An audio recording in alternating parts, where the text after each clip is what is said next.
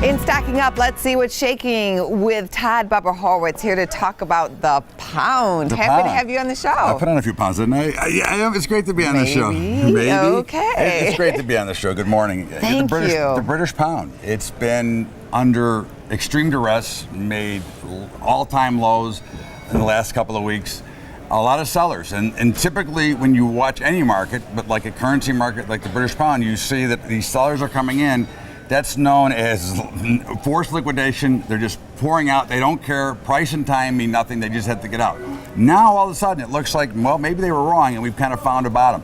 And I think here, if you look at FXB, if you don't trade the actual physical futures, FXB, which is the ETF for the British pound, at 120, it looks like a real great value play. I think it's got chances.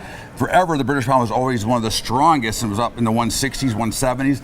I think this play here has a great opportunity to be very successful going forward because the pound, I think, is going to come back. I don't think Brexit is that big of a deal. I think they're going to be stronger than ever, and I think that overall their currency is going to be stronger.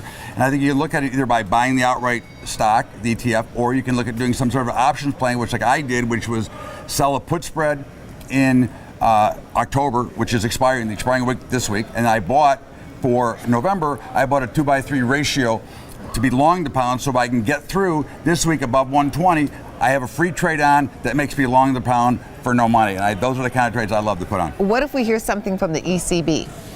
We can hear something, and again, if something should happen, could that move the pound though? It could. I mean, I think the ECB's already done their damage. See, I think that part of this push down was kind of engineered by the ECB, trying to force them down and say, we're going to punish you for pulling out. And I think overall, true markets will eventually work out, and I think that's what we're seeing right now. And as far as the target price on the pound, you mentioned you think it's going to go higher eventually. I think it's going to go substantially higher. I would not be surprised to see the FXB and the pound go back to 150. So I think we've got a lot of movement to the upside. I think there's very little risk to the downside.